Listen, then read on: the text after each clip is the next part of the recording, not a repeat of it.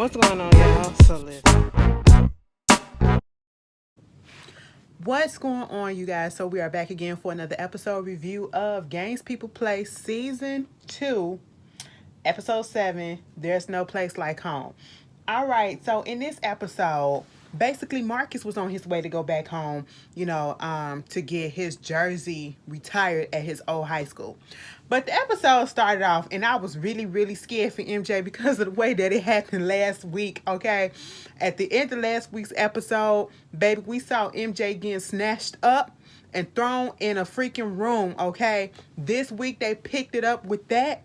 Two white guys was up in there in suits, and I was just like, what is happening? Okay, girl, they questioning him. What did you do? What did you say? What do you do? And all this stuff. And I'm thinking at this point that they're pissed off. I was like, this got to be the foundation people, right? And I feel as though they were pissed off at the fact that he destroyed the laptop instead of just putting those files or taking the files up. I don't know, but come to find out, because in this whole process, they scanned the hell out of MJ. I'm sitting here trying to figure out what's happening. Next thing you know, they tell him to take his clothes off. I said, no, they say pull your pants down or something like that. I said, what y'all about to do? Like, I know y'all up into them S&M parties and stuff like that, but I feel like something illegal is about to happen right here, right now, and unconsensual. What's going on? Okay? And then he was like, do you get consent or do you do something? And then he said it back. And they was like, for the greater good. I said, oh, so bitch, he finna get inducted into the goddamn foundation. Listen, for some reason, I feel some type of way doing these reviews or whatever, because, like, it got me thinking, like,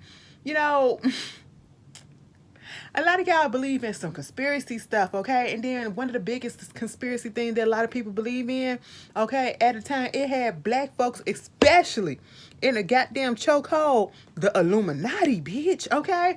Listen, you know what?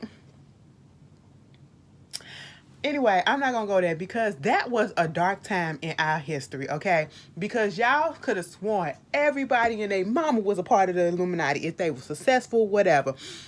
Granted, no, I never thought that, okay? Granted, I know some people be doing some stuff just to get to where they want to go to, but I ain't never think it was some stuff like that. Some people just go too far off. But either way, we get to see that it was like for the greater good. MJ was like for the greater good. And I'm sitting here at this moment.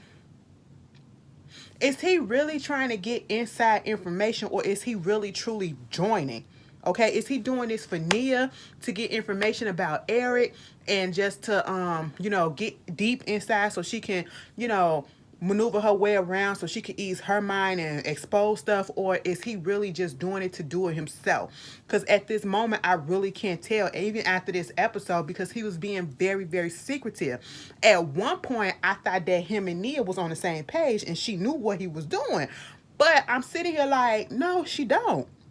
Meanwhile, we see Marcus, he up there, doing a little meditation, talking to his daddy, okay? Mind you, his daddy got a chick up in the car. I said, oh, you got a lady up in the car? Who is that? Leon, okay? I said, who up in there? Basically, the daddy was like, wait a minute, so you meditating? Yeah, I'm meditating, I'm doing this, getting my chakras right, centering my center. I said, okay, Marcus, it calms you, and that's what you need to do. You need to be calm. You need to get your stuff together. You need to get that stress level down. You've been through a lot, okay? So whatever helps, do it. You know what I'm saying? And so they was talking about him, if he was really going to come back home for his jersey retirement at his high school. He didn't know about it. Well, he knew about it, but he didn't know if he was really going to come, okay? But he was talking to his therapist. He did decide to come. At first, he was going to go solo dolo because he did try to invite Eden, but Eden said she couldn't come, okay? And it was like, the therapist was like, what about your other teammates? He was like, I mean, we cool, but we ain't friends like that. And that's what it is, okay? And people need to understand, just because I work with you, just because we play together professionally, just because we're in the same industry, and I may know of you or whatever, we are not friends, okay? And that is 100% understandable. Something like this should be done with people that, if you're going to bring people with you, done with people that are on your side, that are truly there for you, okay?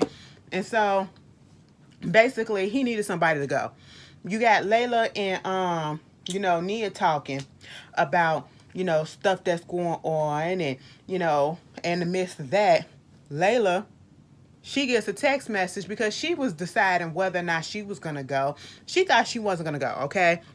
She was like, that's Marcus and Vanessa people. Me and Vanessa, we ain't cool like that or whatever. But, I'm not, she was iffy on it. But then Marcus sent her a text and basically was like, yeah, you can come. Like, no, telling her, you coming with us to Oakland, right? Because that's where they were going. And Nia was like, damn, so he really do need people.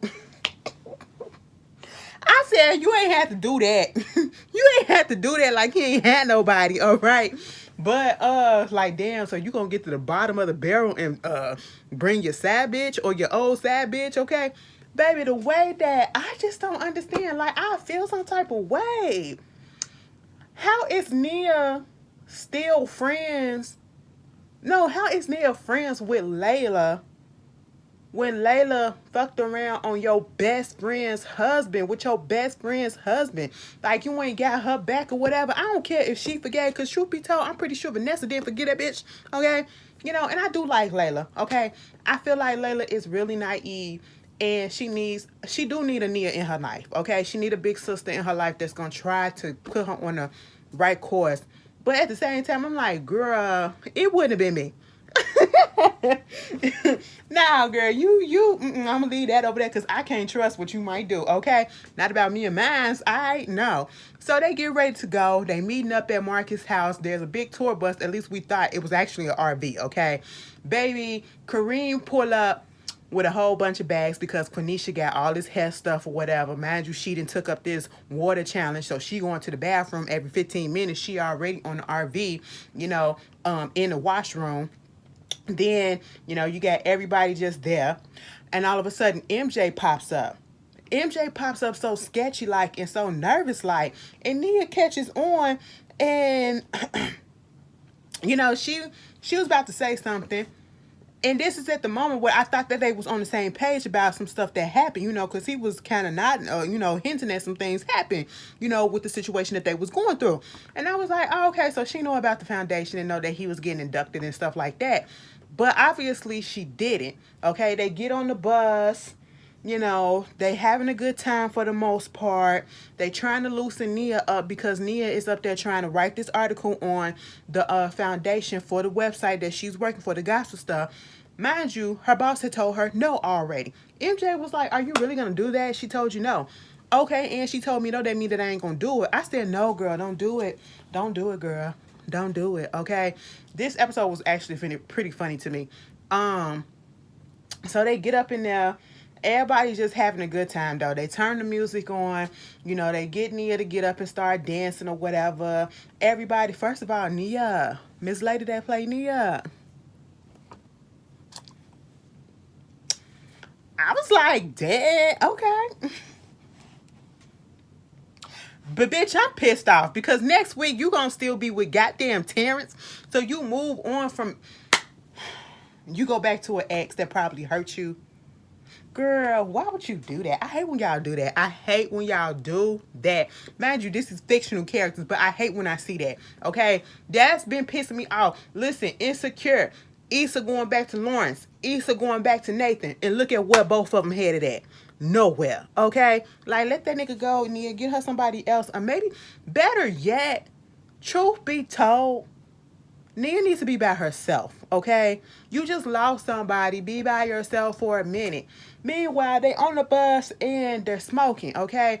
Nia like, give me a joint. She said, Lily said, no, don't do that because, she starts seeing things and all this stuff. So they up there smoking and having a good time and just laughing things off or whatever. Next thing you know, the driver was like, is that weed?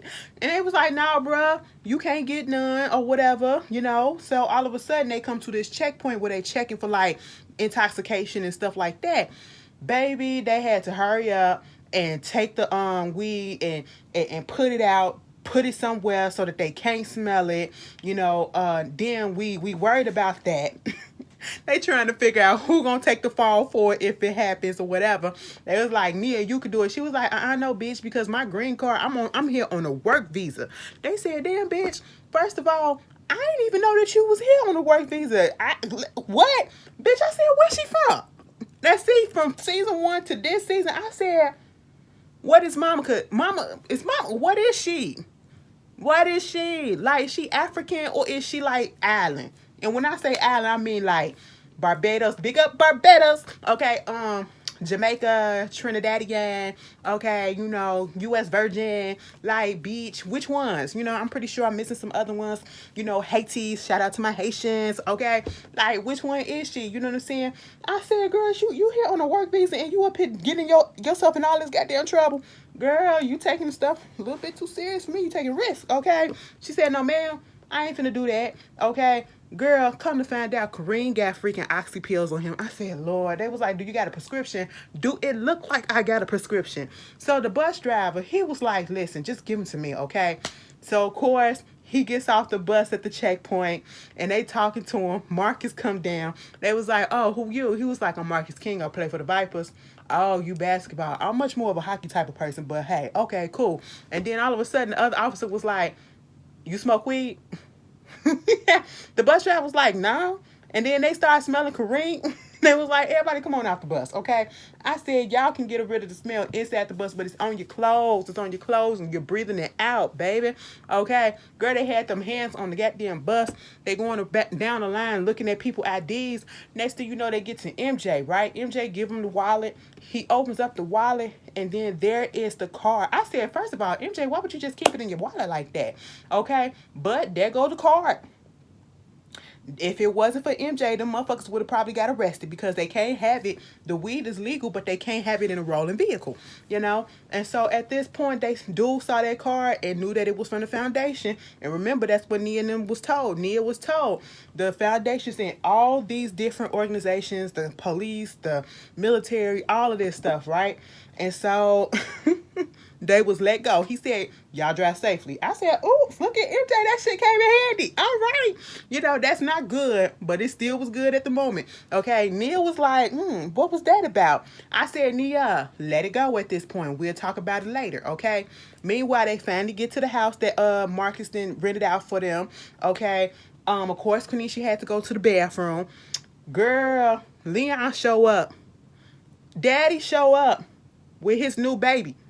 Who is baby? Miss Marlene, a.k.a. Kenya Moore. Oh, my God.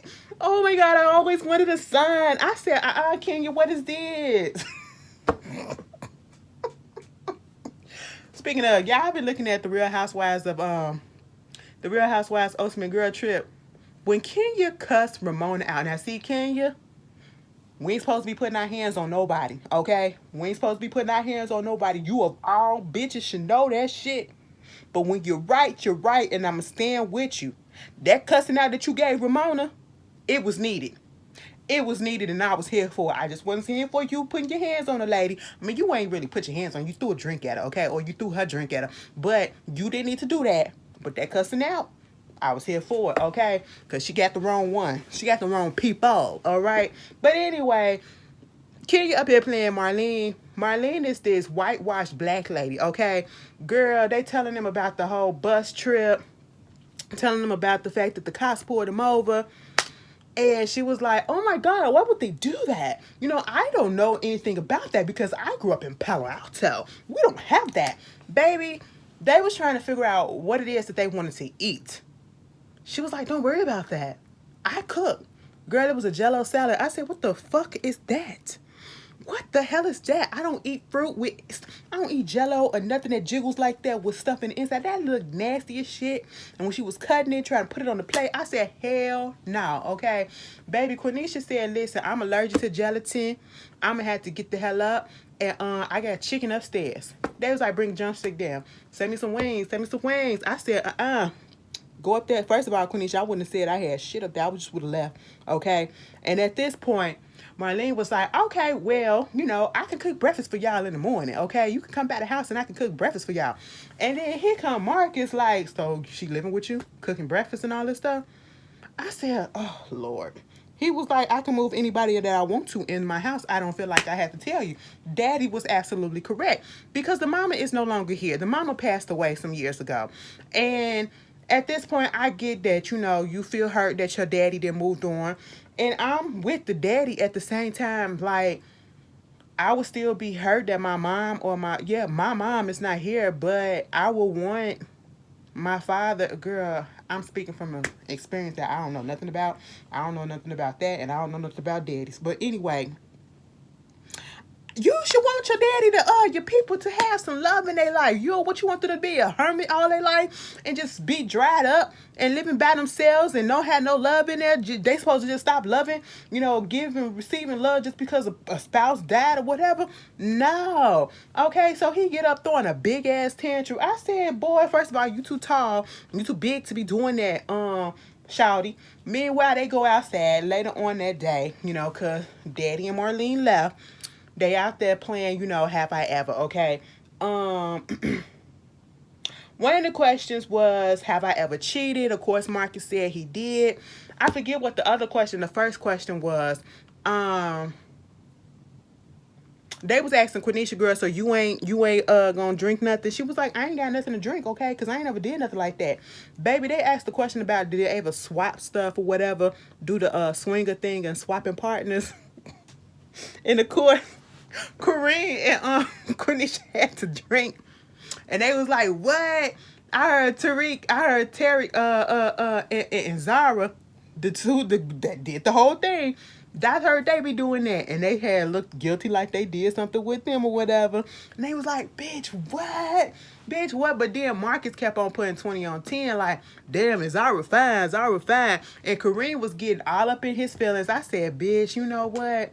You can do it to your partners, but you cannot. Men can't take it when women go ahead and cheat on them or be with somebody else after them. They can't take it. Look at him. You started it. Now you having a tissy fit because ain't this what you wanted? You want to step out? Let me step out and have fun. So at this point, they go upstairs. They're arguing about all of this stuff. And, the whole situation to the point where Quenisha just told him to get out, okay? Told him to get out. And I was just like, wow, okay, this is what you have to go through, okay? This is what you have to go through when you decide to take somebody back that has cheated on you. It's a lot of trust that's been broken, and you have to gain that back, okay? So this is just the process that they have to go through. Meanwhile, Nia and freaking Layla get into it, okay? Because they was talking, and Layla just winds up putting out there, because they was talking about relationships. Because Layla had said she's never been in a real relationship to actually cheat on somebody. And Nia was like, so is it because of the fact that the situation that happened between you and Jason? She said it could be, most likely. And she was like, that's probably why I just went on ahead and signed that NDA so I can get that out of my hair. I don't even have to worry about that no more. And of course, Nia was like, why would you do that? Okay, why would you do that? Now, that sparked a whole conversation, a whole argument, a whole back and forth. She was like, listen, girl, I'm not like you, okay? I didn't grow up in the best conditions. I didn't go to college or whatever. Your struggle, you don't know my struggle. My struggle was so much different than yours.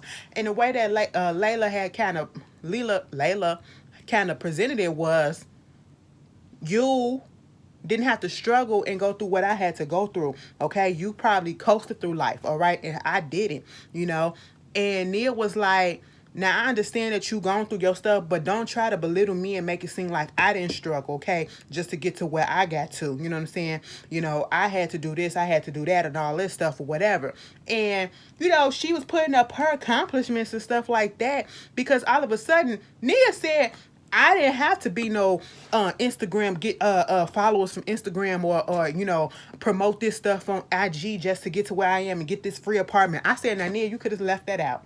You could have left that out because that was a dig. And Layla took that as a dig. And she was like, that just confirmed what I've been feeling, that you feel as though you're better than me. And I said, in that moment, Nia, that's how it came out. Okay? Layla didn't want to speak to her. She turned her back on and she went on ahead to sleep. Meanwhile, Marcus was up in there looking at some sports stuff. And then all of a sudden there's a ringing at the doorbell. And baby, who was there? Eden popped up. Eden popped up because Kareem told her what was going on. She wanted to surprise him. She come up in there and they get to hugging and talking and kissing. Next thing you know, somebody was like, look up. You got all of them up there just looking down on them. And, Nia coming from behind the counter. And they went to go get some meat. The men went to go get some meat because they was finna go barbecue, right? So the lady just looking at her. I said, what is y'all doing? Trying to interrogate her, trying to make her feel uncomfortable or whatever.